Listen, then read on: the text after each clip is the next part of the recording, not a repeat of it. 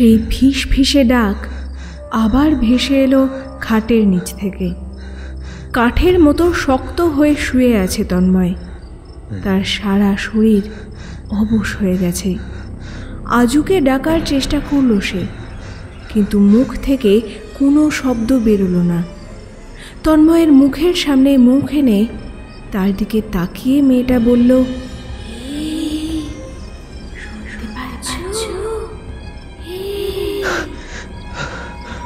ধর্মড়িয়ে বিছানায় উঠে বসল তন্ময়। আবার সেই দুঃস্বপ্ন।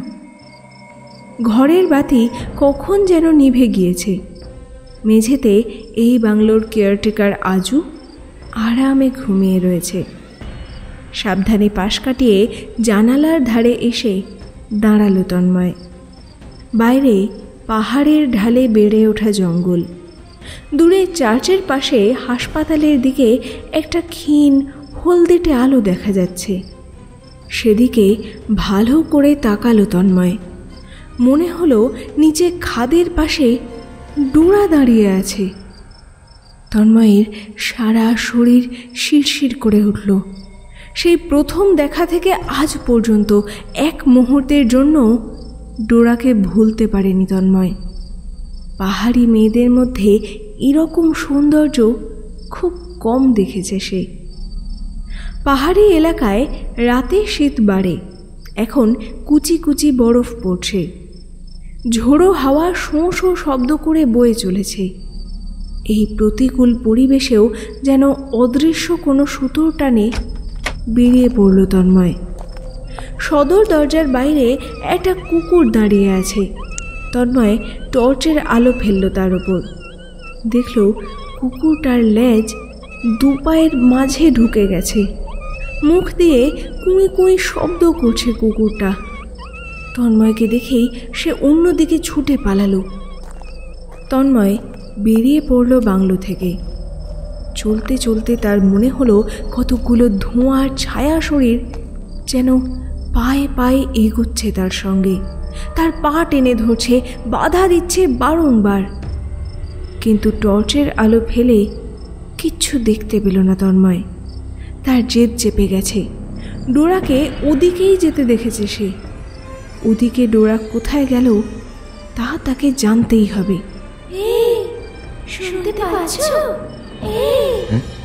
আচমকা পাহাড়ের বাঁকের পিছন থেকে একটা মুখ ভেসে উঠল। ডোরা! চমকে গিয়ে পাথরের চাতালে ছিটকে পড়ল তন্ময়।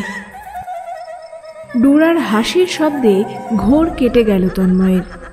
যেন ভয়ানক কোনো স্বপ্ন দেখার পর কোনো এক অদৃশ্য সুতো ঘুমের ঘোরে তাকে এখানে টেনে এনেছে।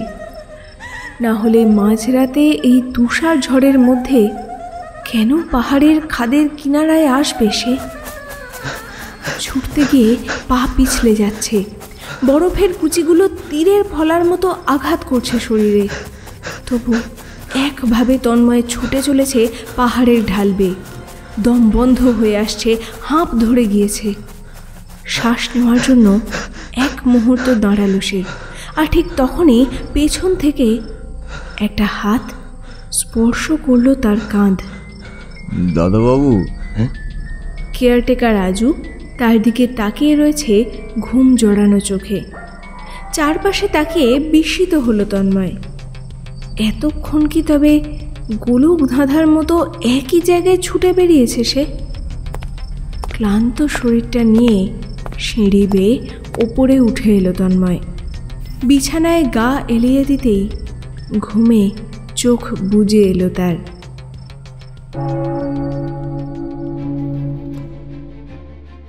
কাজের সূত্রে আমাদের অনেককেই অচেনা জায়গায় যেতে হয় সম্পূর্ণ একা। আর সব সময় যে সে অভিজ্ঞতা খুব একটা সুখকর হয় না, সে কথা কি আর বলে দিতে হবে? নমস্কার। টিম মরীচিকা আজ প্রথমবার আপনাদের জন্য নিয়ে এসেছে লেখিকা অনিন্দিতা নাথের কাহিনী। তার লেখা এর আগে আপনারা বহু চ্যানেলে শুনেছেন, ম্যাগাজিন আর বইতেও পড়েছেন, অকুণ্ঠভাবে ভালোও বেসেছেন। আমরা নিশ্চিত আজকের গল্পটাও একই রকম উপভোগ করবেন আপনারা। গল্পটা পুরো শুনে আপনার মতামত জানাবেন কমেন্ট সেকশানে। আর পরের গল্পের নোটিফিকেশান সবার আগে পাওয়ার জন্য এক্ষুনি সাবস্ক্রাইব করে রাখুন মরীচিকা। শুরু করছি লেখিকা অনিন্দিতা নাথের কাহিনী সেই মেয়েটা অবলম্বনে ডোরা।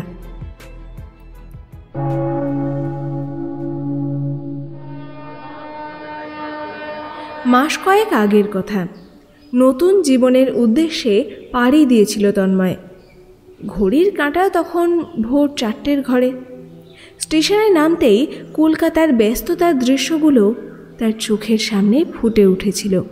আর এদিকে জনমানবহীন স্টেশনে তার ঠিক বিপরীত চিত্র। স্টেশন থেকে বেরিয়ে গাড়িতে উঠে বসেছিল সে। সূর্য আর কিছুক্ষণের মধ্যেই উঠবে। আকাশের গায়ে হালকা কমলা রং লাগতে শুরু করেছে। বন্ধ কাচের জানলা দিয়ে বাইরের দৃশ্য দেখছিল সে। সাব, এই হেলং বাংলো। একটা কাঠের বাংলোর সামনে গাড়ি থামিয়েছে ড্রাইভার। আচ্ছা, কত দেব? যা ভাড়া তাই দিবেন। গাড়ি থেকে নেমে ড্রাইভারকে ভাড়া মিটিয়ে দিল তন্ময়।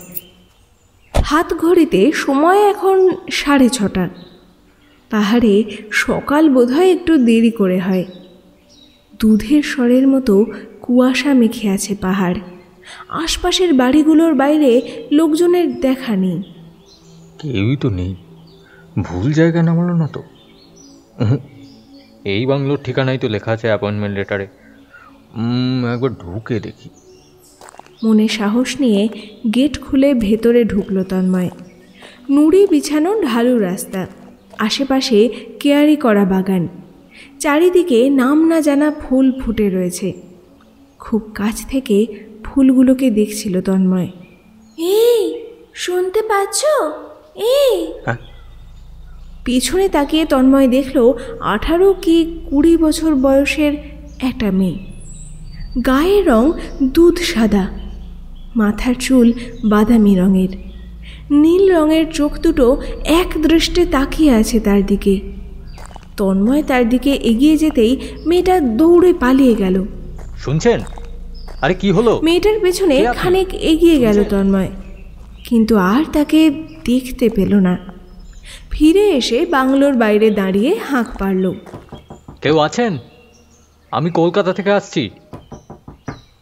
দরজা খুলে বছর 20 একটা ছেলে বেরিয়ে এলো। নমস্কার দাদা, আমি আজু, এই বাংলোর কেয়ারটেকার। আচ্ছা, আমি তন্ময় মল্লিক। হ্যাঁ দাদা, জানি। তোমার আসার খবর ম্যানেজার স্যার জানিয়েছিলেন। আজুর পেছন পেছন ঘরে ঢুকলো তন্ময়। কাঠের দোতলা বাড়ি। তন্ময়ের ঘরটা দোতলায়, খুব সুন্দর করে সাজানো। ঝুল বারান্দা থেকে পাহাড় দেখা যাচ্ছে। বারান্দায় রাখা বেতের চেয়ারে বসে রইল সে। আচমকা পায়ের কাছে একটা বেড়ালের ডাক শুনে চমকে উঠল তন্ময়। একটা কালো বেড়াল তার দিকে তাকিয়ে আছে এক দৃষ্টে। তন্ময় চেয়ার থেকে ছিটকে উঠতেই সেও দুপা পিছিয়ে হিস হিস করে উঠল। ভয় পেও না দাদা, ও কিচ্ছু করবে না। তোমার জায়গায় আগে যে ছিল, মানে জনসন স্যার, ওর ছেলে অ্যান্ড্রুর পোষা বিড়াল ওটা। ওর নাম কিটু। তুমি বরং স্নান করে নাও, খাবার তৈরি হয়ে গেছে। কিটু, আয় আয় আয়, চলে আয়, এদিকে আয়, এদিকে আয়, আয় আয়। তখনকার মতো আজু নিয়ে গেল কিটুকে, কিন্তু তারপরেও বার কয়েক ঘরের ভেতর ঘুরে গেছে কিটু। এখানকার আবহাওয়া খানিক বুঝে নিয়ে সবার আগে এটাকে বাড়ি থেকে তাড়াতে হবে। কয়েকটা দিন মুখ বুঝে সহ্য করা ছাড়া কোনো উপায় নেই।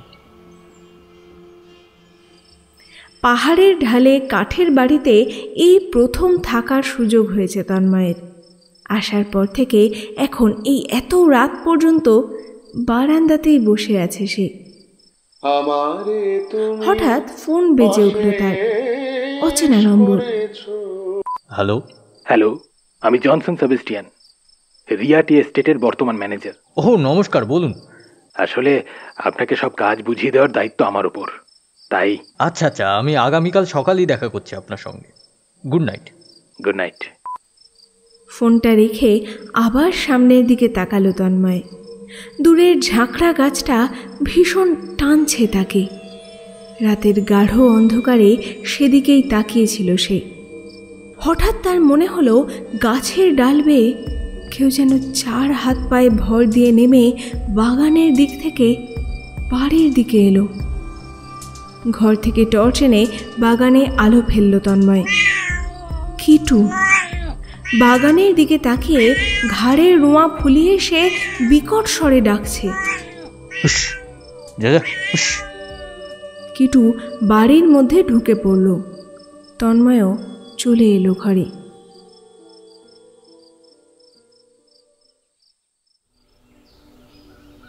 পরদিন সকাল। সামান্য জলযোগ করেই তন্ময় বেরিয়ে পড়েছে নতুন কর্মস্থলের উদ্দেশ্যে। এই অঞ্চলের বেশ পুরনো চা বাগান এটা। ভেতরে যেতেই জনসনের সঙ্গে দেখা হলো। ছিপছিপে লম্বা গড়ন, মাথায় কাঁচা পাকা চুল, বুদ্ধিদীপ্ত চেহারা। নমস্কার, আমি তন্ময় মল্লিক। আপনি মিস্টার জনসন তো? হ্যাঁ, আসুন, আপনার জন্য অপেক্ষা করছিলাম। ভালো হয়েছে আপনি আজ এসে গেছেন। আমি আগামীকাল সকালেই ডিব্রুগড় চলে যাব। মিস্টার জনসনের সঙ্গে চা বাগান ঘুরে সব কাজকর্ম বুঝে নিল তন্ময়। মধ্যবয়স্ক এই ভদ্রলোক এতক্ষণে বেশ আপন হয়ে গিয়েছেন। তন্ময়কে সম্বোধন করছেন তুমি বলে। একটু সাহস পেয়ে সে মিস্টার জনসনকে বলল, একটা কথা জিজ্ঞাসা করব? বলো। আপনি চাকরি ছেড়ে চলে যাচ্ছেন কেন? জনসন একটু ইতস্তত করলেন। পকেট থেকে রুমাল বের করে মুখ মুছলেন। তারপর বললেন, আমার এখনো 10 বছর চাকরি আছে, কিন্তু কি? এই জায়গাটা খুব একটা ভালো নয়। তুমি নতুন তাই বলছি। এখানকার মেয়েগুলো একটু অন্যরকম, ওদের সঙ্গে মিশবে না। অন্যরকম মানে? ভালো না, একেবারে ভালো না। ভুলে ওদের জালে পা দিও না। আর তোমার বাংলোর পেছনের জঙ্গলের দিকে মোটেও যাবে না। কেন, কি আছে ওইদিকে?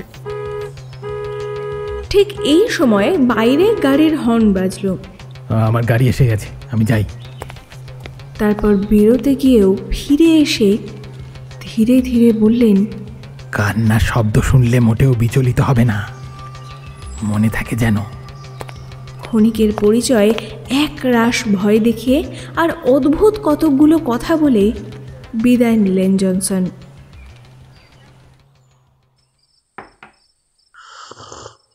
সন্ধে নেমে এসেছে পাহাড়ের কোলে। চায়ের কাপ নিয়ে ইজি চেয়ারে বসে আছে তন্ময়।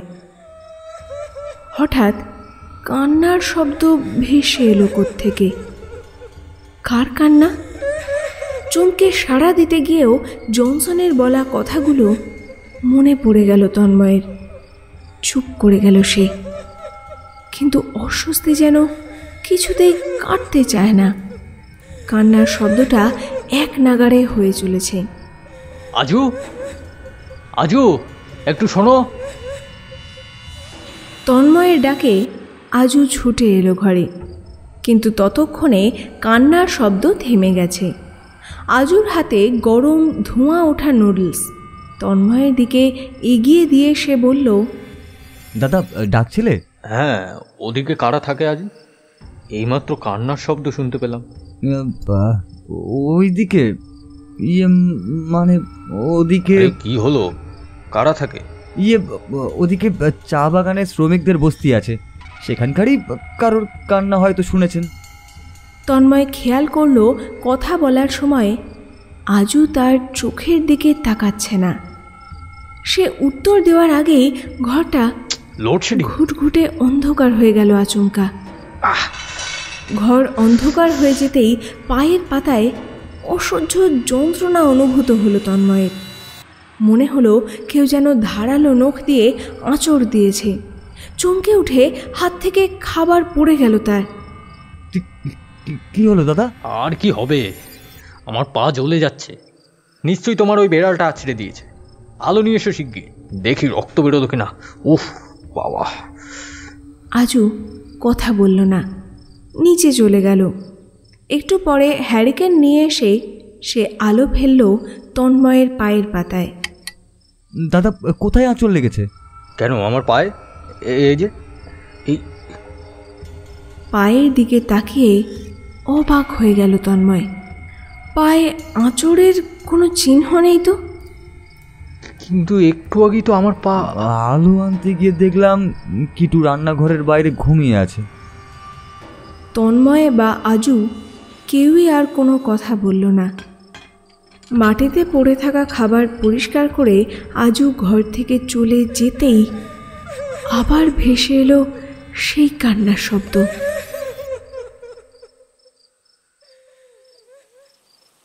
রাত তখন গভীর, মুষলধারে বৃষ্টি হচ্ছে। আবার সেই কান্নার শব্দে ঘুম ভেঙে গেল তন্ময়ের। ঘরের নাইট ল্যাম্পটা কখন বন্ধ হয়ে গেছে। আবার লোডশেডিং। আজু, আজু। কোনো সাড়া নেই। মোবাইলের টর্চ জ্বালিয়ে সিঁড়ি বেয়ে নিচে নেমে এলো তন্ময়। আজু। আজুর ঘর খোলা। ঘরের কোণ থেকে একটা অদ্ভুত শব্দ আসছে। চলে যাও, চলে যাও এখান থেকে, চলে যাও। আজুর গলার স্বর শুনে মনে হলো ছেলেটা তীব্র আতঙ্কে রয়েছে। ঘরের কোণে আলো ফেলে তন্ময় দেখল গুটি সুটি মেরে সেখানে বসে রয়েছে আজু। তন্ময় ছুটে গেল তার কাছে। কি হয়েছে? কি হয়েছে আজু? ও এসেছিল, ও আবার এসেছিল। খুব খারাপ। ওকে ওকে চলে যেতে বলো। কে? কার কথা বলছো? কে এসেছিল? আজু আর কোনো উত্তর দিল না, কেবল ভয়ে ঠক ঠক করে কাঁপতে লাগলো। বৃষ্টি থেমে গিয়েছে। বাগানের ফুল গাছের দিকে হঠাৎ নজর পড়ল তন্ময়ের। টর্চের আলোয় সে দেখল কোনো নারীর সাদা পোশাকের অংশ উড়ছে। অবাক হলো তন্ময়, এই দুর্যোগের রাতে এখানে কে দাঁড়িয়ে থাকবে? ফের তার কানে ভেসে এলো সেই কান্নার শব্দটা। বাইরে বেরিয়ে দেখার জন্য পা বাড়ালো সে, কিন্তু তার আগেই বিদ্যুৎ চমকে উঠল। আর সেই আলোয় তন্ময় দেখতে পেল জায়গাটা সম্পূর্ণ ফাঁকা।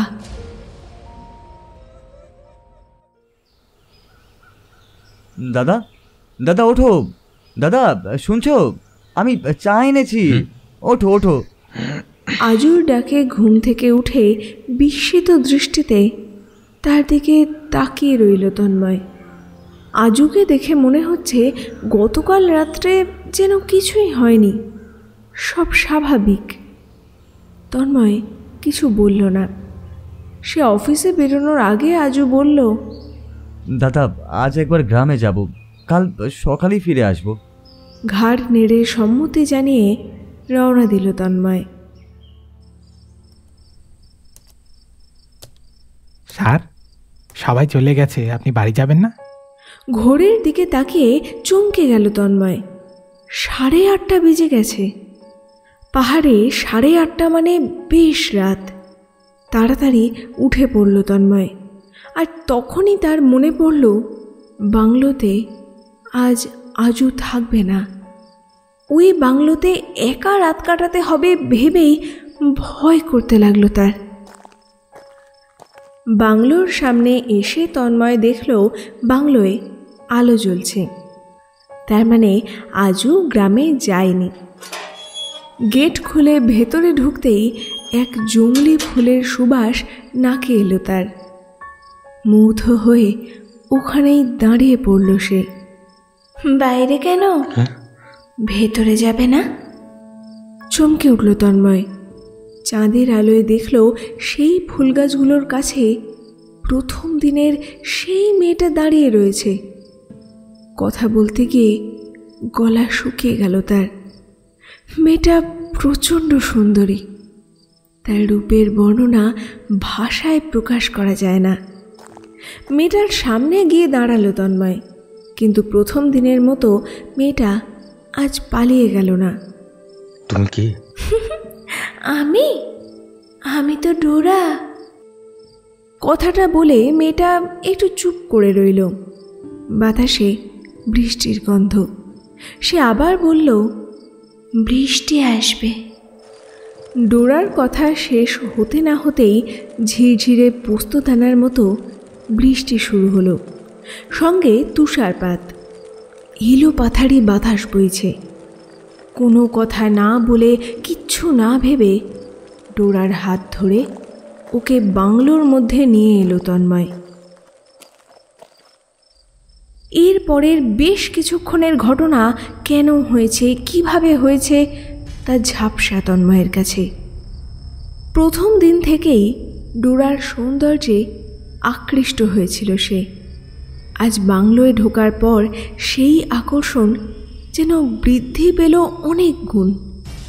অচেনা সেই নারীর সঙ্গে শরীরী খেলায় মেতে উঠল তন্ময়। কিন্তু বারংবার তার মনে হতে লাগলো দুটো জ্বলন্ত চোখ অন্ধকার থেকে দেখছে তাদের। কিটু! বিড়ালটার বিচিত্র চাহনি দেখে মনটা তেতো হয়ে গেল তন্ময়ের।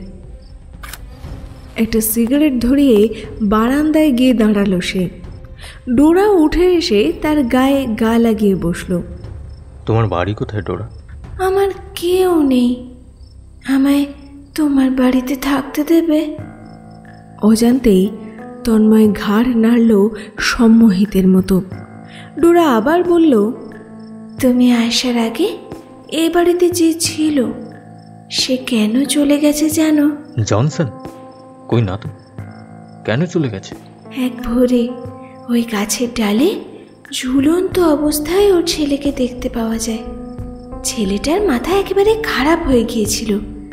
তারপর থেকে আরও অনেকে ওকে দেখেছে। সবাই বলে ও নাকি রাত হলে গাছ থেকে নেমে ওই গাছের নিচে বসে থাকে, আর গাছের ডালে ফাঁসের মতো দড়ি ঝুলিয়ে লোককে ডাকে। ওর বাবা এইসবই তো না সহ্য করতে পেরে পালিয়ে গেছে। দূরের ওই ঝাঁকড়া গাছটার দিকে আঙুল দেখাচ্ছে ডোরা। তন্ময়ের মনে পড়ল জনসন যাওয়ার আগে এসব কথা বলতে গিয়েও বলতে পারেনি, কিন্তু জনসন আরও কিছু বলেছিল। হাজার চেষ্টা করেও সেই সাবধানবাণী মনে পড়ল না তন্ময়ের। একটা ঠান্ডা ভয়ের দড়ি যেন পেছন থেকে জড়িয়ে ধরছে তাকে। গাছটার দিকে তাকিয়ে তার মনে হলো ঘোলাটে অন্ধকারে একটা শরীর ঝুলছে। হাওয়ায় মৃদু মৃদু পাক খাচ্ছে শরীরটা। আজু, ওই গাছ থেকে আজু ঝুলছে। তুমি বড্ড ভুলো মনের মানুষ। আজও তো গ্রামে গেছে, এখানে আসবে কি করে? ও হ্যাঁ, তাই তো, কিন্তু তুমি জানলে কি করে? তন্ময়ের মাথায় একসঙ্গে অজস্র চিন্তা ঘুরপাক খাচ্ছে। আজও গ্রামে গেলে বাড়ির আলো জ্বাললো কে? আর এই মেয়েটাই বা কে? অচেনা একজনের সঙ্গে এভাবে। হঠাৎ নিজের ওপর প্রচণ্ড ঘৃণা হলো তন্ময়ের। কি করবে বুঝে উঠতে পারল না। এমন সময় ফোনটা বেজে উঠল তার। আজও ফোন করছে, কিন্তু ফোনটাও ধরতে ইচ্ছে করলো না তার। বিছানায় গিয়ে শুয়ে পড়ল তন্ময়। ক্লান্তিতে দু চোখ জুড়ে আসছে। ঘুমিয়ে পড়ার আগের মুহূর্তে তন্ময় শুনতে পেল রিংটোনের গানটা গুনগুন করছে ডোরা।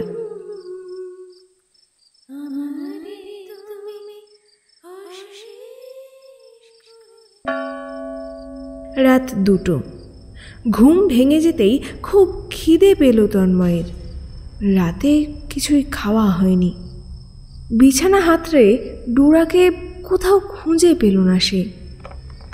কোথা থেকে একটা খচখচ শব্দ আসছে।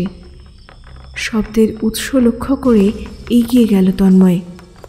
কিটু সদর দরজাটা বিচ্ছিরিভাবে আঁচড়াচ্ছে। ওর লেজটা সোজা হয়ে রয়েছে, পিঠটা ঈষৎ উঁচু, যেন কোনো কারণে ভয় পেয়েছে। দরজাটা খুলে দিল তন্ময়।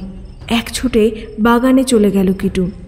তার পেছন পেছন তন্ময়ও বেরোলো।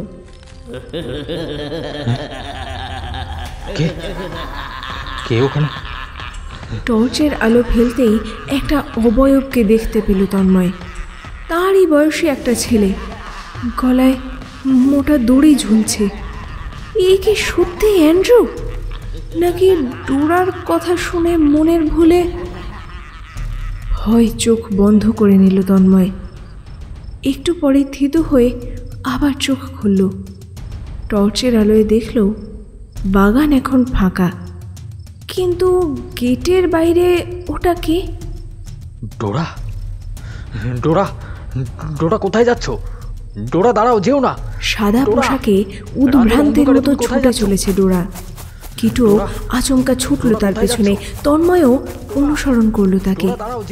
ছুটতে ছুটতে হঠাৎ একটা জায়গায় এসে পা দুটো আটকে গেল তন্ময়ের। সে দাঁড়িয়ে আছে সেই চার্চের পেছনে কবরস্থানের ভেতর। ডোরা যেন হাওয়ায় মিলিয়ে গিয়েছে। হঠাৎ হঠাৎ কয়েকটা লোকের কথা বলার শব্দ শুনতে পেল তন্ময়। সেদিকে একটু এগিয়ে গিয়ে দেখল লোকগুলো মাটি খুঁড়ছে। এত রাতে কবর দিতে এসেছে। আশেপাশে তাকিয়ে ফাদারকে কোথাও দেখতে পেল না সে। একটা নতুন কবর খোঁড়া হয়েছে সদ্য। সেদিকে তাকিয়ে হৃৎপিণ্ডটা লাফিয়ে উঠল তন্ময়ের। কবরের ভেতর থেকে মুখ বের করে আছে ডোরা, আর ওর মাথার পাশ থেকে উঁকি দিচ্ছে আর একটা মাথা। জ্বলন্ত দৃষ্টিতে ডোরার দিকে তাকিয়ে আছে কিটু। লোকগুলো আদৌ সেখানে আর আছে কিনা খেয়ালও করল না তন্ময়। উল্টো দিকে পাগলের মতো দৌড়তে গিয়ে হুমড়ি খেয়ে পড়ে গেল আচমকা। না, হুমড়ি খেয়ে নয় তো, একটা কবরের পাশে একটা বড় গর্ত, আর সেই গর্তের ভেতর থেকে দুটো সাদা হাত বেরিয়ে এসেছে। চেপে ধরেছে তন্ময়ের পা দুটো। অ্যান্ড্রু, এখনো ওর গলায় ঝুলছে সেই দড়ি।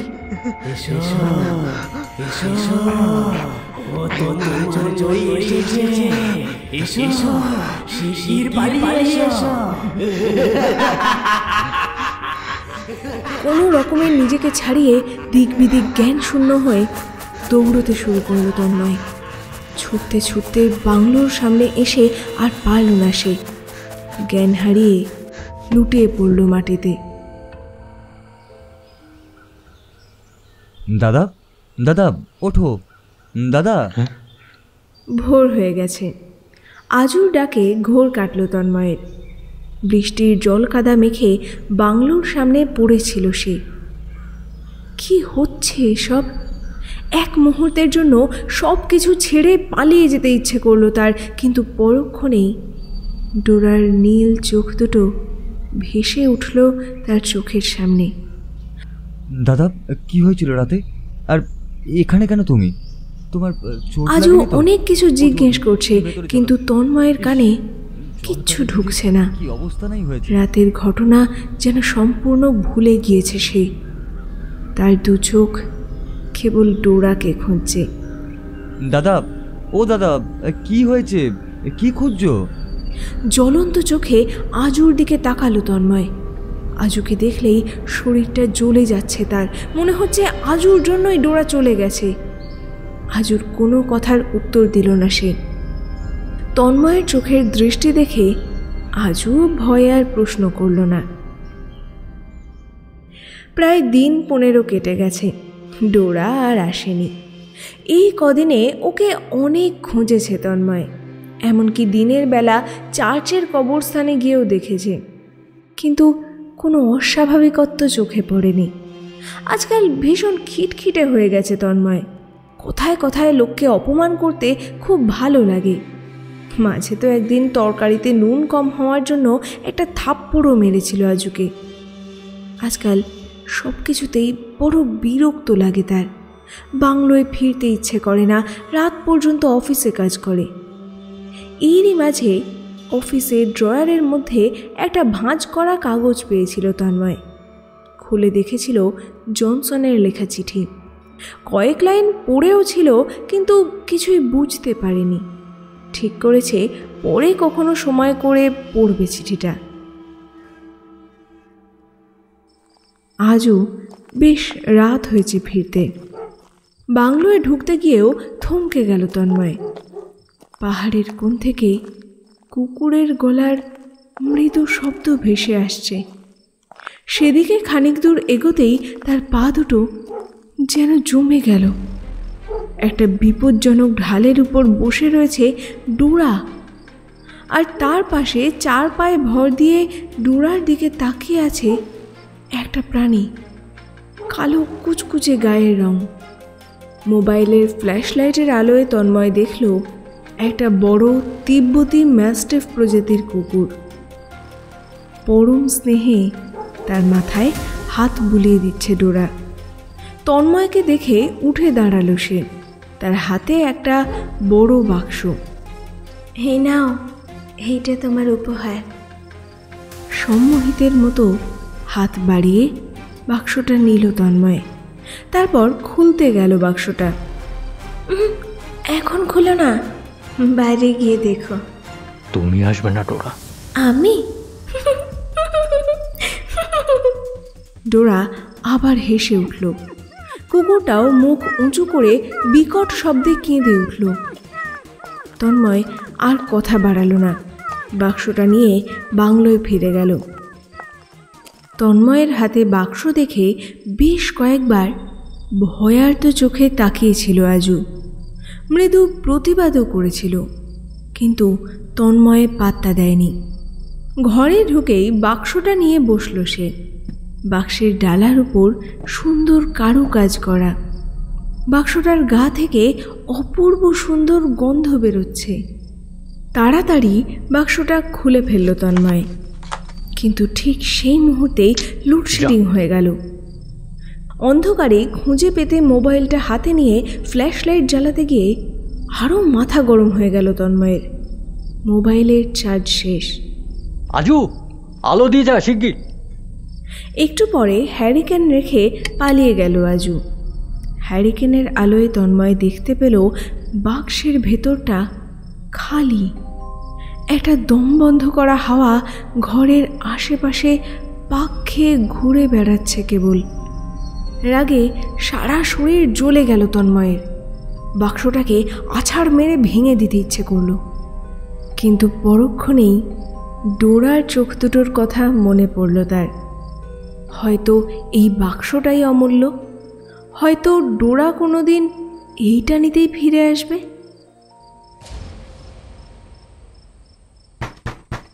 রাতে কিছু না খেয়েই ঘুমিয়ে পড়েছিল তন্ময়। দরজায় টোকার শব্দে ঘুম ভাঙল। দাদা, আমি আজু। আমার ভীষণ ভয় করছে। তোমার ঘরের মেঝেতে আমি শোবো। ভয়? আচ্ছা, শুয়ে পড়। সেই দিন থেকে আজ পর্যন্ত একদিনও ভালো করে ঘুমোতে পারেনি তন্ময়। রোজ রাতেই একই স্বপ্ন দেখে সে। রোজ রাতেই ডোরার ডাক ফিরে ফিরে আসে। অফিসে তন্ময়ের পাশেই বসে লক্ষণ প্রসাদ, বিহারের বাসিন্দা। অ্যাকাউন্টসের দায়িত্ব তার উপরে। একদিন তন্ময়কে সে বলল, আজ মাহিনাটা দিতে হবে, এই চেকটাতে যদি একটু সাইন করে দেন। দাও। তন্ময়কে দিয়ে 2টো চেক সই করিয়ে টাকা তুলে আনলো লক্ষণ প্রসাদ, কিন্তু কর্মচারীদের মাইনে দিতে পারল না।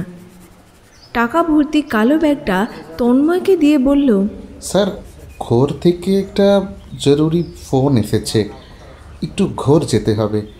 আমি কালই সবাইকে মাইনেটা দিয়ে দেব। আপনি প্লিজ এই ব্যাগটা একটু সাবধানে লোকারে রেখে দেবেন। হ্যাঁ হ্যাঁ, চিন্তা করো না, সাবধানে যাও। লক্ষণ প্রসাদ বেরিয়ে যেতেই একটা অদ্ভুত অনুভূতি হলো তন্ময়ের। একটা ষড়যন্ত্রের সাপ যেন পেঁচিয়ে ধরল তার সারা শরীর। ব্যাগের মধ্যে 2 লাখ টাকা আছে। সবাই লক্ষণকে দেখেছে টাকাটা নিয়ে আসতে, কিন্তু টাকাটা সে যে তন্ময়কে দিয়েছে সেটা তো কেউ জানে না। ব্যাগের ভেতর থেকে টাকাগুলো বের করে সন্তর্পণে নিজের ব্যাগে চালান করে দিল তন্ময়। তারপর সিকিউরিটি গার্ডকে বলল, ওই চেয়ারের উপর লক্ষণ স্যারের ব্যাগ রাখা আছে, উনি ভুলে ফেলে গেছেন। ওটা লকারে রেখে চাবিটা নিজের কাছে রেখে দাও। ব্যাগটা নিয়ে চলে গেল গার্ড। তন্ময়ের মনে একটা অপরিসীম শান্তি এখন। পরদিন অফিসে এসে ব্যাগটা খুলে প্রায় কেঁদে ফেলল লক্ষণ প্রসাদ। স্যার স্যার ব্যাগের মধ্যে একটা টাকাও নেই। কাল যে নেই মানেটা কি? তুমি ব্যাগটা রেখে গেছো, তারপরে সিকিউরিটি গার্ড আলমারিতে তুলে রেখেছে। এর মাঝে কোথায় যাবে টাকাগুলো? সত্যি করে বলো, আদৌ ব্যাগে টাকাগুলো ছিল তো, নাকি আমাকে ফাঁসানোর জন্য সবটা নাটক করেছিলে? লক্ষণ একটা অদ্ভুত দৃষ্টিতে তাকিয়ে রইল তন্ময়ের দিকে, যেন সবটা জানে, কিন্তু কোনো প্রমাণ নেই। ওর চোখের দিকে না তাকিয়ে পুলিশকে ফোন করলো তন্ময়। হ্যালো পুলিশ স্টেশন, আমি তন্ময় মল্লিক বলছি, রিয়া চা এস্টেটের ম্যানেজার। দুপুরের পরেই আজ অফিস থেকে ফিরে এসেছে তন্ময়। কাজে মন বসছে না আজ। বাংলোয় ফিরে আজুকে কোথাও দেখতে পেল না সে। ওর কি হয়েছে কে জানে। সারাক্ষণ রান্নাঘরের মধ্যে সিঁটিয়ে বসে থাকে, ভালো করে রান্না বান্নাও করে না। বাড়ি ফেরার বেশ কিছুক্ষণ পর খুব খিদে পেল তন্ময়ের। সিঁড়ি দিয়ে নেমে রান্নাঘরের সামনে এলো সে।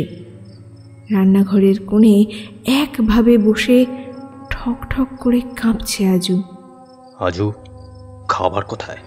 আমার ভীষণ খিদে পেয়েছে। কি হলো, কথা কানে যাচ্ছে না? খেতে দে। আজু কোনো উত্তর দিল না। তন্ময়ের মাথায় আগুন জ্বলে গেল। আজুর পায়ের কাছে পড়ে আছে বাটনা বাটার নোড়াটা। সেটা হাতে তুলে নিল তন্ময়। আজুর ঘিলু আর রক্ত মাখা নোড়াটা খাদে ফেলে যখন বাংলোয় ফিরল তন্ময়, তখন ওর পুরো জামাকাপড় রক্তের দাগে ভর্তি। আপাতত রান্নাঘরেই ঘুমোক আজু, পরে দেখা যাবে খন। জামাকাপড় বদলাতে গিয়ে প্যান্টের পকেট থেকে একটা চিঠি পড়ে গেল। জনসনের সেই চিঠিটা। এতদিন এটার কথা ভুলেই গিয়েছিল তন্ময়। আজ হঠাৎ সেটা খুলে পড়তে বসল সে। এখানে যা আছে তা খুব অশুভ, এই যুগের নয়। অতীতের পাতা থেকে সে ফিরে এসেছে।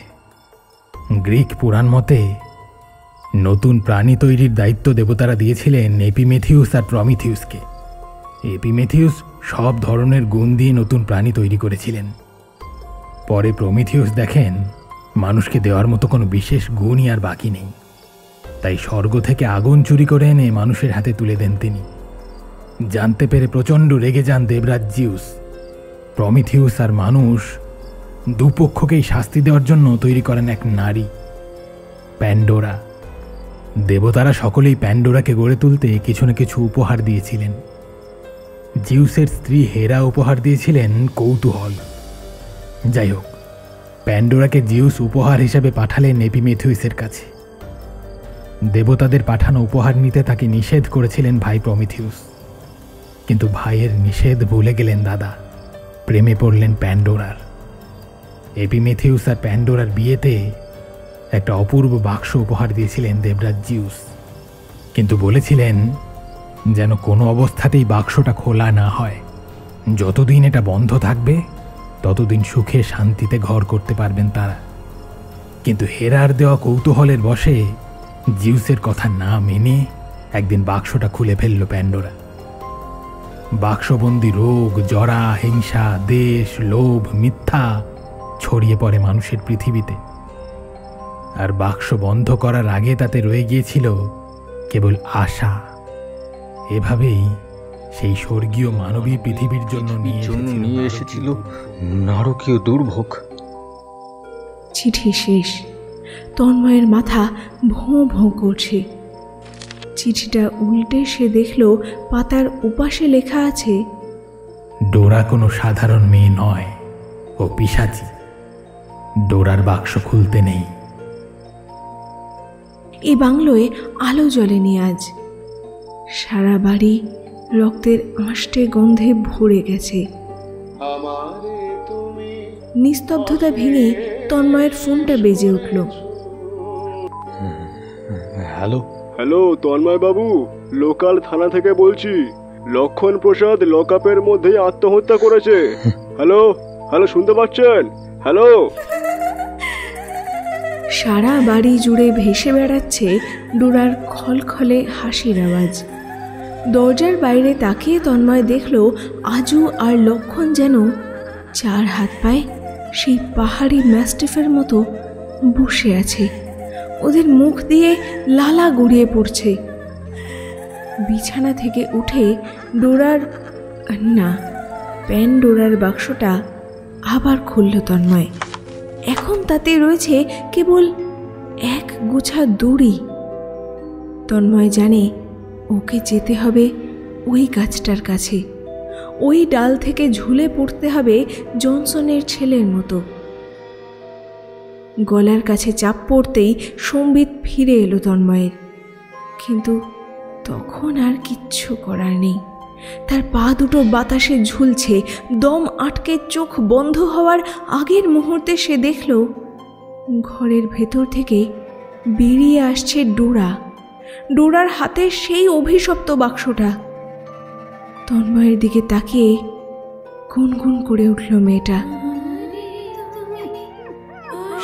কোথা থেকে আবার কুকুরের কান্না ভেসে আসছে। গুনগুন করতে করতেই ধীরে ধীরে ডোরা হারিয়ে গেল পাহাড়ের বুকে। আবার কেউ আসবে, আবার কেউ প্রেমে পড়বে তার, আর তারপরেই খুলে যাবে প্যান্ডোরার বাক্স। শেষ হলো আজকের গল্প, লেখিকা অনিন্দিতা নাথের কাহিনী ডোরা। আজ গল্প পাঠে ছিলাম আমি, দেবস্মিতা। বিভিন্ন চরিত্রে অভিনয় করেছে অর্ক, বুবাই, প্রীতম, মানব, সাগ্নিক ও আমি, দেবস্মিতা। গল্পের কভার ডিজাইন করেছে সুচিস্মিতা, সাউন্ড ডিজাইন করেছি সুচিস্মিতা এবং আমি, দেবস্মিতা। আজকের গল্পটা আপনাদের কেমন লেগেছে তা কমেন্ট করে জানান আমাদের। ভালো লাগলে একটা লাইক করে অবশ্যই শেয়ার করে দিন আপনার কাছের মানুষের সঙ্গে। আর পরের গল্পের নোটিফিকেশান পাওয়ার জন্য অবশ্যই চ্যানেলটা সাবস্ক্রাইব করে রাখুন। ভালো থাকুন, সুস্থ থাকুন আর শুনতে থাকুন মরীচিকা। গল্পের আসরে সবাইকে নিমন্ত্রণ।